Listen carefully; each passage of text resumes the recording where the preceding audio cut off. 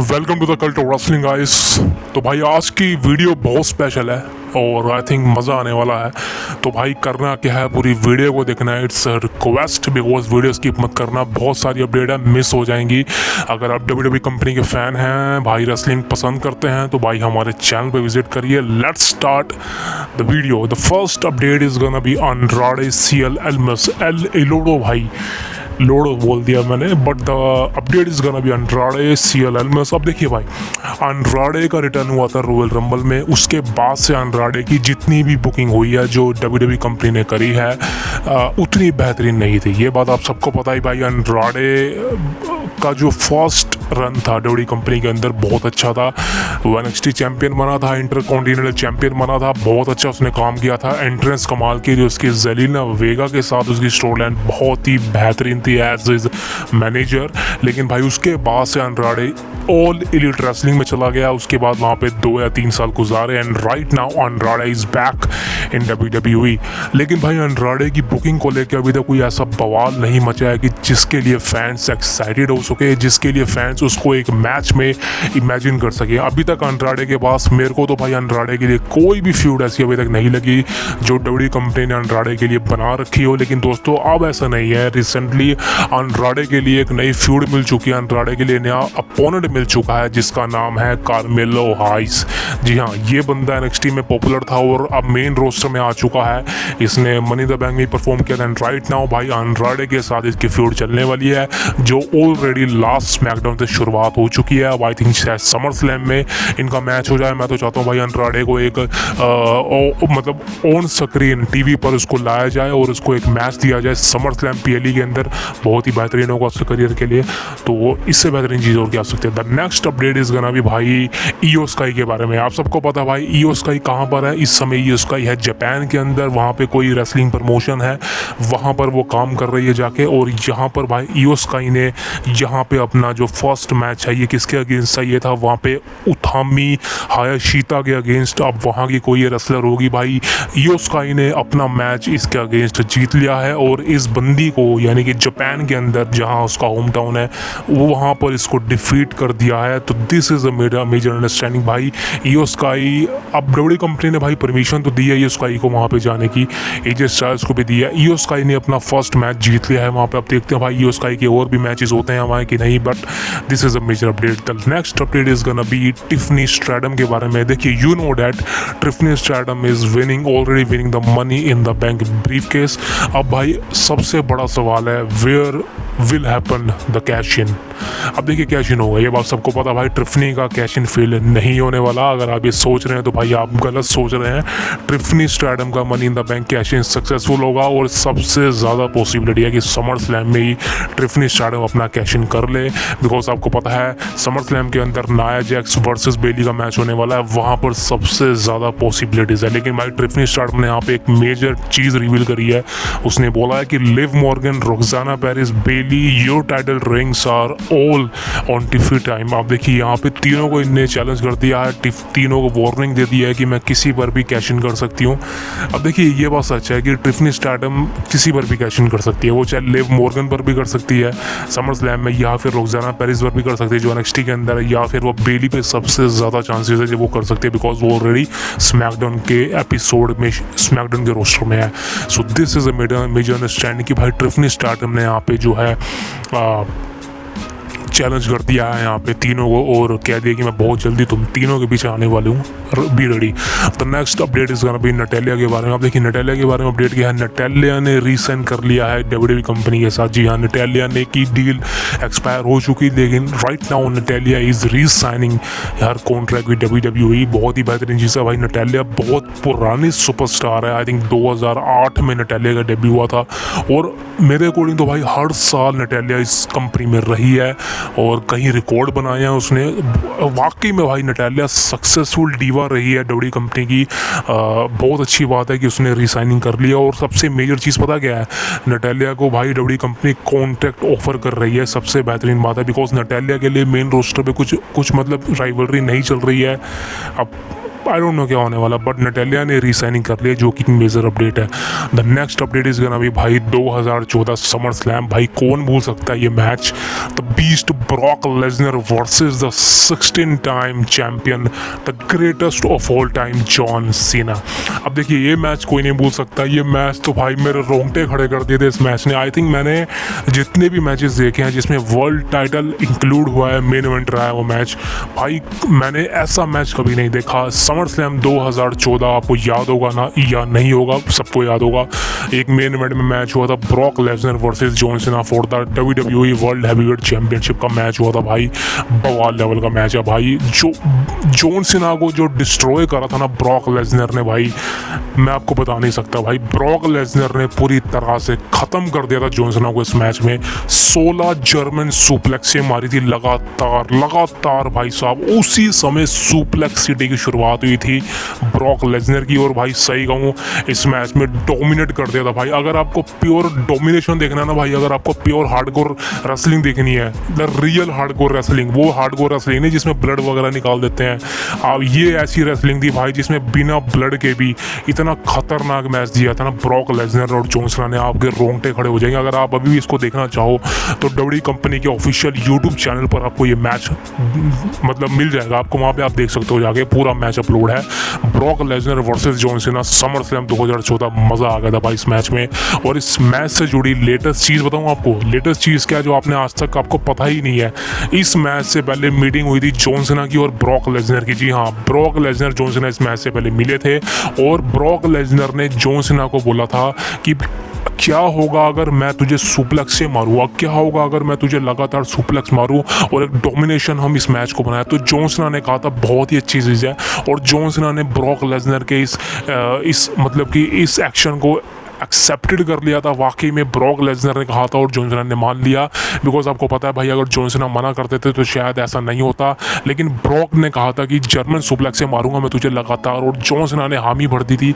उसके बाद ये चीज़ें हुई थी। बिकॉज जॉन सीना का ये कहना है कि ब्रॉक लेसनर ऑलरेडी रेसलमेनिया 30 के अंदर अंडरटेकर को हरा के आया था और उसका जो एक लेवल था अनबीटेबल था, एक बीस्ट लेवल था जिसको और ज़्यादा पावरफुल बनाना था, जिस वजह से ब्रॉक लेसनर की बुकिंग इतनी खतरनाक करी समर स्लैम के अंदर। और यही नहीं, जॉन सीना को हराया भी और चैंपियनशिप भी अपने नाम करी, चैंपियन बना भी Brock Lesnar.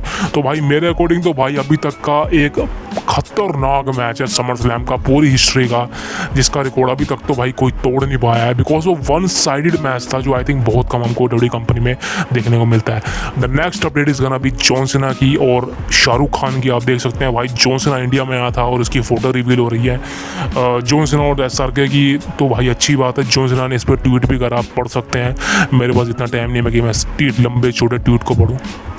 So this is a major understanding. John Cena भाई पूरा एंजॉय कर रहा है, करे भी क्यों ना भाई, पैसा जो मिला है सो समझ लो भाई व्हाट इज दैट। अब दोस्तों next update is gonna B solo Sikoa. अब देखिए सोलो सिकोआ ने भाई यहाँ पर एक मैसिव चीज़ बोल दी है। अब ये फोटो अपलोड करी सोलो सिकोआ ने और बोला कि टेक मी, मतलब कि भाई क्लियर कट है। कोडी रोड्स का भी यही मानना है कि टेक मी। कोडी रोड्स ने भाई यहाँ पर क्लियर कट सोलो सिकोआ के इस ट्वीट को एक्सेप्ट करके बोला है भाई टेक मी, मतलब जितना मुझे तू मार सकता है तू मार, जितना मुझे पेल सकता है तू पेल। लेकिन भाई एक बात क्लियर है कोडी रोड्स की कि वो मतलब सोलो सिकोआ उसको हरा नहीं सकता। वो सोलो सिकोआ सिंगल में उसका पिन कर दे वो चलेगा, लेकिन जब टाइटल ऑन द लाइन होगा ना तब कोडी रोड्स का पिन करना बहुत मुश्किल है, बहुत ज़्यादा मुश्किल है। और आपको पता है भाई कोडी रोड्स टाइटल तो हारने से रहा, तो ये तो बात भूल जाइए। समर स्लैम में मैच ऑफिशियली सेट हो चुका है, solo Sikoa versus Cody Rhodes undisputed championship का मैच। लेकिन भाई आप सबको पता है सोलो सिकोआ यहाँ पे जीतने से तो रहा। अबे बात करना ही बेकार है भाई, इस बारे में बात करना ही बेकार है कि सोलो सिकोआ के कोई चांसेस है। मेरे को तो बिल्कुल भी नहीं लगता भाई, I don't think so man. The next update is gonna be भाई समर स्लैम की। अब देखिए समर स्लैम हमेशा से ही खास रहा है, समर स्लैम हमेशा से ही बड़ा इवेंट रहा है आफ्टर रेसलमेनिया।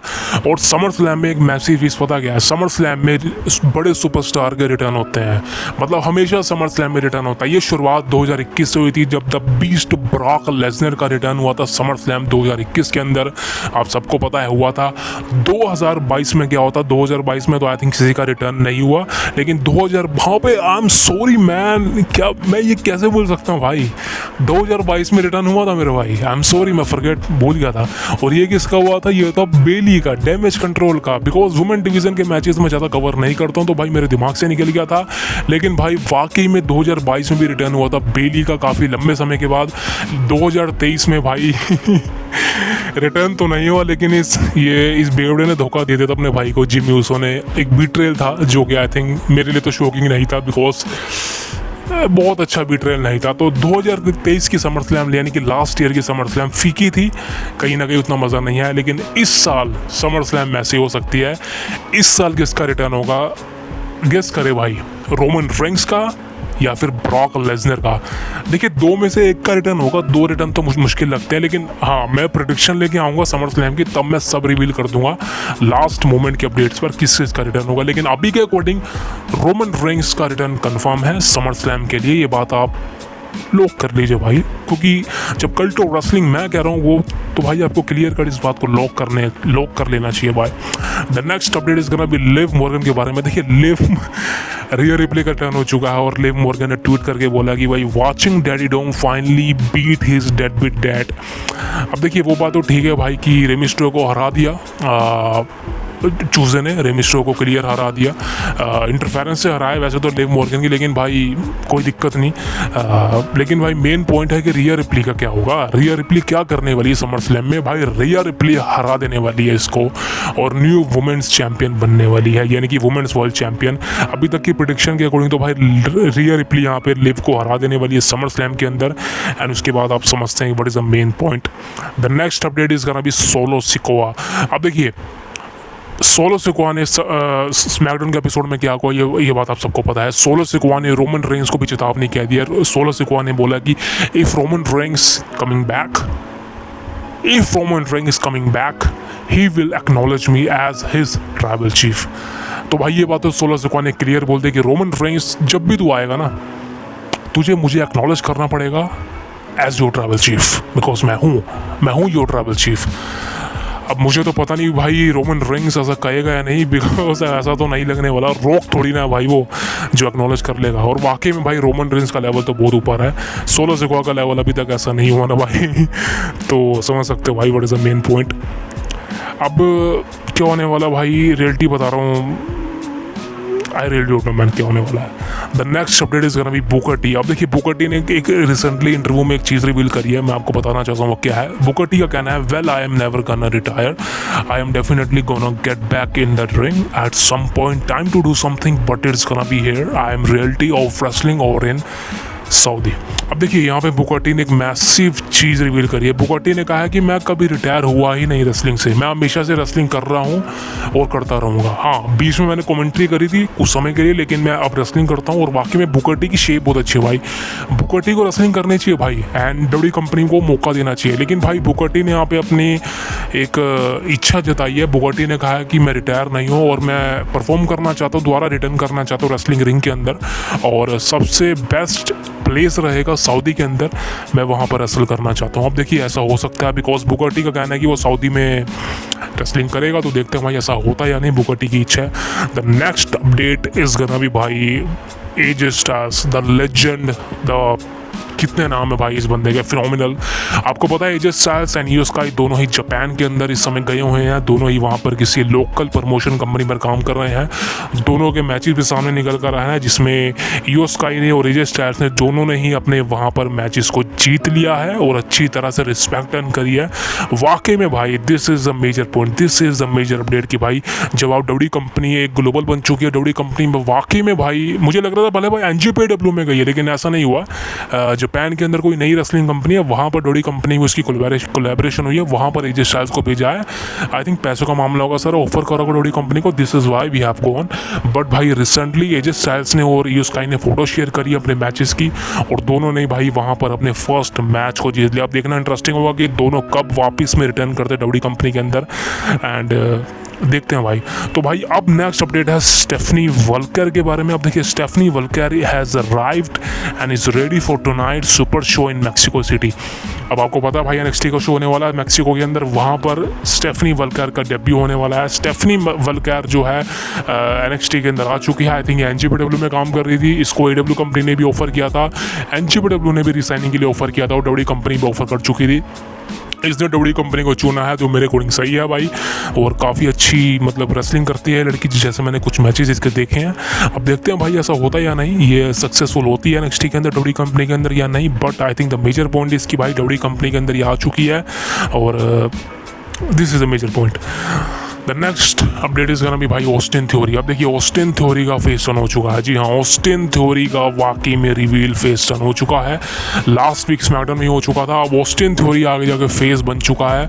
और सही कहूँ भाई, मेरे को इस बंदे के अंदर नेक्स्ट जॉन सीना देखने को मिलता है।